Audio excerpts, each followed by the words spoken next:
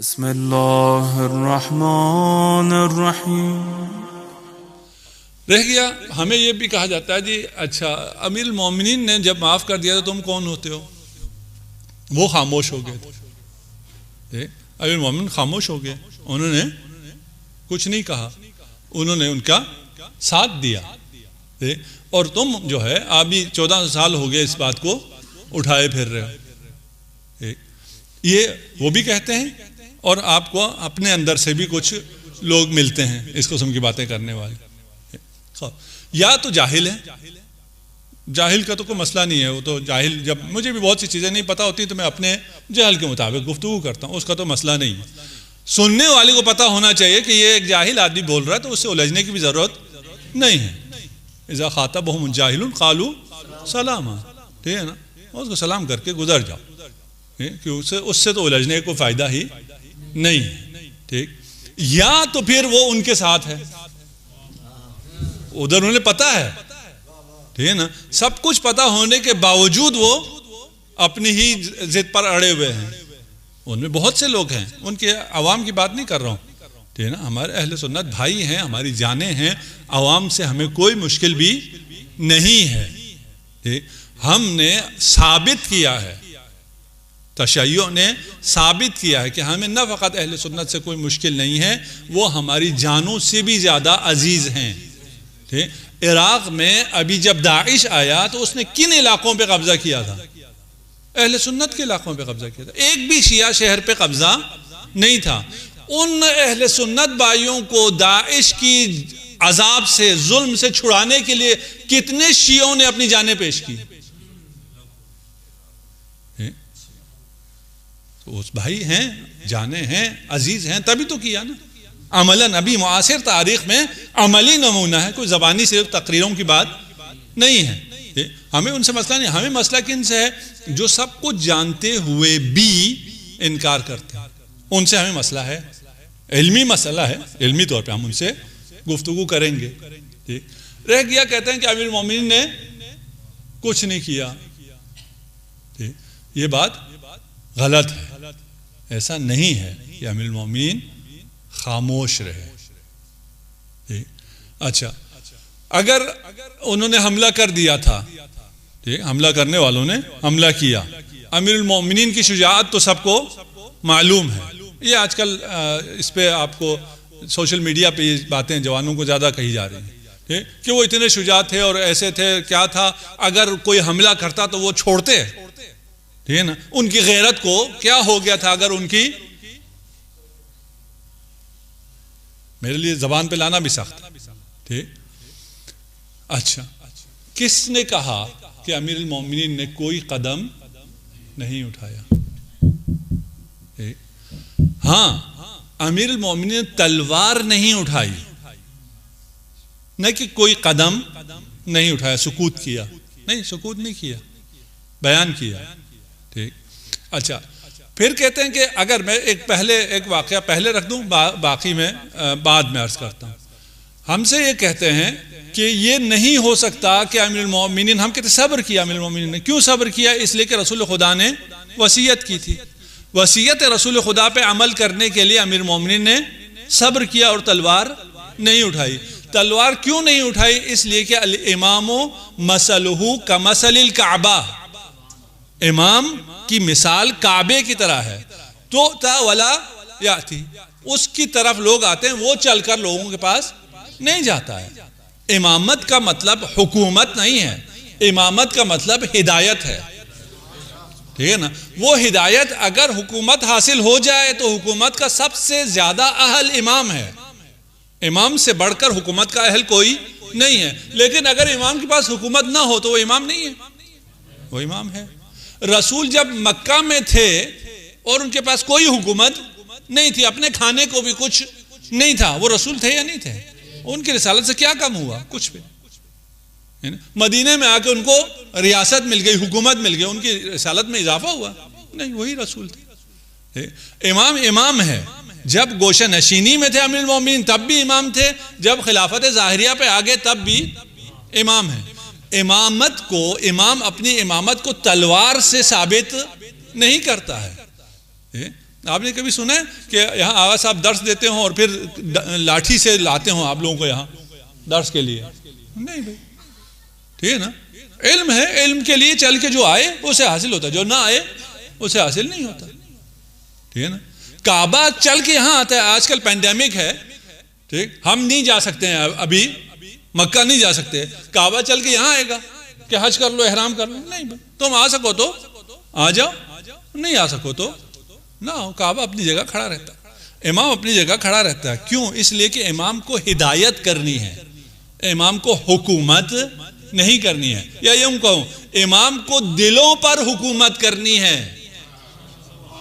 बदन पर हुकूमत नहीं करनी है। दिलों पर हुकूमत तलवार से नहीं हो सकती है, ठीक है। कि अगर आप ना माने तो अमीरुल मोमिनीन जुल्फ़िकार लेकर उनको कत्ल करें और तलवार के जोर से अपने इमामत को कायम करें, ऐसा नहीं होता है। ऐसा ना होने की वजह से आज वक्त ख़त्म हो गया, कल अगर वक्त हुआ और मेरे जहन में आया तो इसको बयान करूंगा। सब्र की वसीयत थी, वसीयतें कल अगर वक्त हुआ इंशाल्लाह पढ़ूंगा, जो वसीयतें मौजूद हैं रिवायात में। लेकिन लोग कहते हैं कि ये कोई समझ में आने वाली बात नहीं है कि रसूल खुदा ने कहा है सब्र करो, और इतना शुजा आदमी सब्र करे, उसकी गैरत कहाँ चली गई थी? वो बुज़दिल क्यों हो गया था?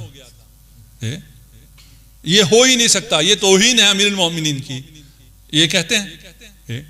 उन्हीं से कहें कि हजरत उस्मान पर भी हमला हुआ था। कब हुआ था? जब वो खलीफा थे और उनके अंडर हजारों की फौज थी, हजारों की तादाद में फौज मदीना में जो थी, बाकी तो लाखों की तादाद में फौज थी, ठीक है। और अगर आपको पुराने कबाइल का पता हो तो फिर पूरा का पूरा शहर सब के सब फौजी हुआ करते थे, ठीक है ना। वहां फौज अलग से तो नहीं हुआ करती थी, ठीक है, वो सब फौजी हुआ करते थे, और वो सारे फौजी इस कमांडर के अंडर होते थे, ठीक।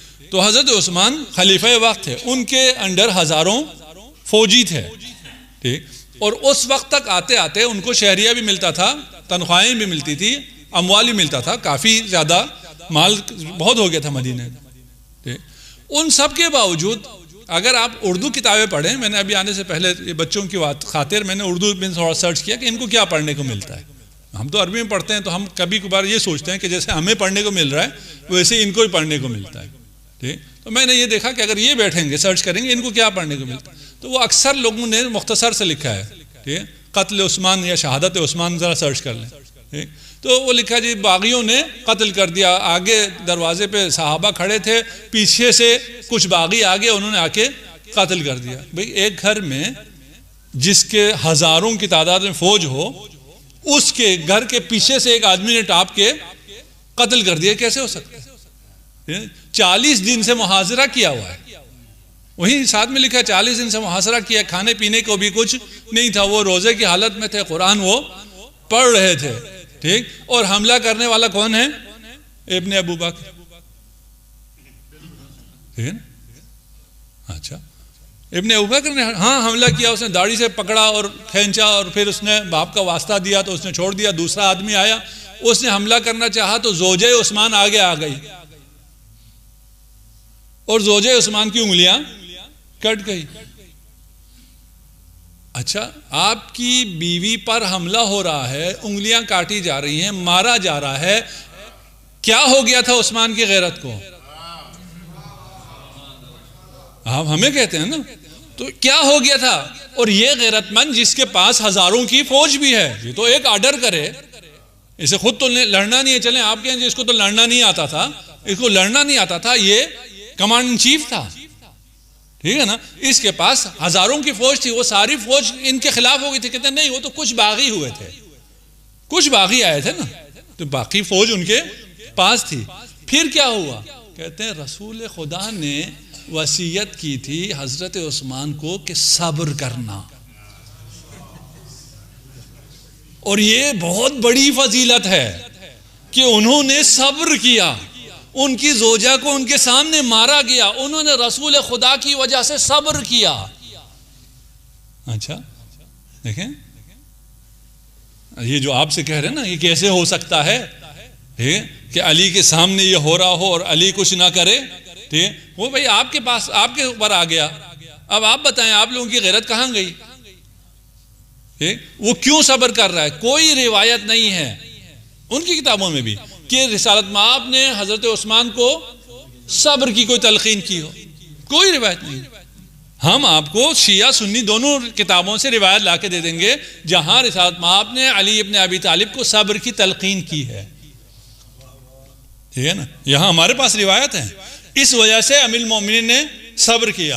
अमीरुल मोमिनीन इसलिए भी सब्र किया कि हुकूमत तलवार से हासिल नहीं करना चाहते थे, ये तो हुकूमत पर बैठा हुआ था, इसके पास ताकत थी। ये तो चंद बागी आए थे, अमीरुल मोमिनीन के खिलाफ तो पूरा कुरैश हो गया था, अमीरुल मोमिनीन के खिलाफ पूरा कुरैश हो गया। यहां तो आपके साथ पूरा कुरैश है, आपके बकौल पूरा कुरैश था नहीं, हम अभी उनकी नरेशन पेश कर रहे हैं, ठीक है ना, उनकी नरेशन ये है ना, चंद बागी थे तो पूरा कुरैश आपके साथ था, ठीक है ना, पूरे मुसलमान सारे असहाब आपके साथ थे, तमाम असहाब आपके खिलाफ हो गए थे, जो हकीकत है। लेकिन हम आपके नरेशन को मान लेते हैं, हमें कोई इसमें वो नहीं है, हम आप जैसा कहेंगे वैसा मानते हैं। अगर आपके यहाँ एक साहब के ऊपर हमला होता है और उसकी बीवी पर उसके सामने जुल्म होता है, उसे बर्दाश्त करना फजीलत है, ठीक है ना, फिर हमारे यहाँ क्यों नहीं? हमारे यहाँ जिब्राइल नाजिल हुए जब आप बिस्तरे मरज पर थे, रिसालत माब, जिब्राइल नाजिल हुए और आपने अपना सर, रसूल खुदा ने अपना सर अमीरुल मोमिनीन के सीने पर रखा हुआ था। जिब्राइल आए और 12 तूमार लेकर आए, सनद इमामत लेकर आए और रसूल खुदा से इरशाद फरमाया कि अली को अपने रूबरू बिठाएं। अली को जब रूबरू बिठाया गया और कहा ये तूमार है, इमामत है, हर इमाम को इमामत से पहले ये तूमार दिया जाए और इसमें वज़ाइफ इमामत लिखा हुआ है कि उस इमाम ने क्या करना है। उसके बाद वो तूमार जो अमीरुल मोमिनीन के लिए था वो खुला, उसमें एक जुमला था कि ए अली तेरी हद के हुर्मत होगी। जिब्राइल ने कहा रसूल खुदा से, या रसूलल्लाह अली को इसका माना बता दें, ये हद के हुर्मत होगी और उस पर आपने सब्र करना है, इसका माना जरा अमीरुल मोमिनीन को बता दीजिए। अमीरुल मोमिनीन ने कहा जिब्राइल मुझे पता है ये मेरी ज़हरा ये मर्जिया के बारे में। रसूलुल्लाह ने वसीयत की, ए अली मेरे बात सारे कुरैश मुत्तहिद हो जाएंगे और वो आकर हद के हुर्मत भी करेंगे, वो दरे ज़हरा को जलाएंगे, लेकिन आपने सब्र करना है, आपने तलवार नहीं उठानी है। ये जो लोग कहते हैं ना कि ज़हरा का पर अगर दरवाज़ा गिराया गया, अली कहाँ थे, क्यों ज़हरा दरवाजे पर आई? सुन सको कि ज़हरा दरवाजे पर दरवाज़ा खोलने नहीं आई थी, ज़हरा ये बताने आई थी कि इस दरवाजे के पीछे बतूल है। ज़हरा का ये ख्याल था कि ये सुनकर मुसलमान वापस चले जाएंगे, अगर ईमान नहीं है तो कोई शराफत होगी, लेकिन जो आए थे वो ये सुनकर वापस नहीं गए, उन्होंने दरवाजा जलाना शुरू किया। काला सलीमुन कुल्तो लिसलमानी, मैंने सलमान से पूछा क्या ऐसा वाकया हुआ, हल दखलू वलम यकु इस्तेज़ानु, कि इजाजत के बगैर वो आ गए। सलमान ने कहा ए व इज्जतिल जब्बारी, मुझे इज्जत जब्बार की कसम है कि ऐसा हुआ। और कानत ज़हरा मिन दून खिमारी, ज़हरा जब फदक का खुतबा देने गई तो जितनी चादरें मिली उन सब को लिपेट लिया था ताकि कामत ज़हरा मालूम ना हो। अजरुकुम अल्लाह। लेकिन उस वक्त जब दरवाजे के पीछे आए तो अपने आप को उस तरह लपेटा हुआ नहीं था, हिजाब में थी लेकिन उस तरह लिपेटा हुआ नहीं था। जब दरवाजा खुलने लगा तो अपने आप को दीवार के पीछे हिजाब के लिए छुपाया, और दरवाजा जब पहलू ए सैयदा पर गिरा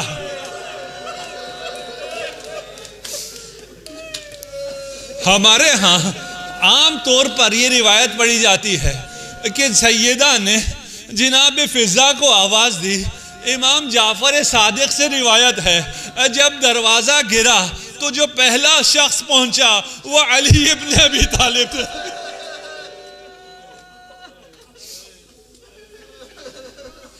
कैसे बयान करूं कि अली ने अपनी ज़हरा के साथ क्या किया, ज़हरा का सर अपने सीने से लगाया। इमाम जाफर सादिक इरशाद फरमाते हैं जब मोहसिन शहीद हुए तो मोहसिन को अमीरुल मोमिनीन ने अपने हाथों में उठाया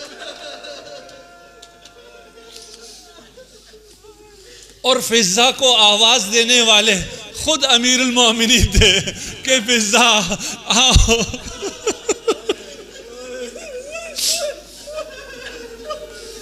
कौन कहता है कि अमीरुल मोमिनीन ने सुकूत किया? इसी रिवायत में है कि अमीरुल मोमिनीन ने उस जालिम का गरेबान पकड़ा, उसे जमीन पर दे के मारा और खश्म खुदा में ये शेर खुदा अभी मुक्का बुलंद ही किया था कि वसीयत रसूल खुदा याद आ गई। कहते हो ये रसूल खुदा की वसीयत कहाँ है? खुद उमर नकल करता है कि रसूल खुदा ने अली को वसीयत की थी कि मेरे बाद अली तलवार ना उठाना। ये जो दिलेर हो गए थे ये इनको वसीयत का इल्म था। जब अली ने हाथ रोक लिया ये जो भाग गए थे ये कुनफुज वगैरह फिर वापस आए। अब इन्होंने हुक्म दिया कि अली के हाथ की गर्दन में रस्सी डाली जाए। ज़हरा अपना दर्द भूल गई,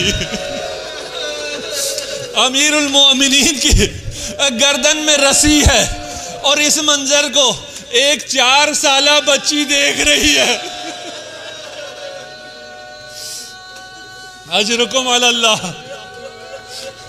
ज़ैनब के लिए कितना सख्त है उसके बाबा की गर्दन में रस्सी हो, उसे खींच कर ले जाया जा रहा हो। अजरुकुम अल्लाह। मैं अर्ज करूंगा मर्द के लिए आसान है गर्दन में रस्सी को बर्दाश्त करना, लेकिन एक मंजर वो भी है जहां रस्सी का एक किनारा सैयद सज्जाद के गले में, उसी रस्सी में ज़ैनब भी है, उसी रस्सी में सकीना का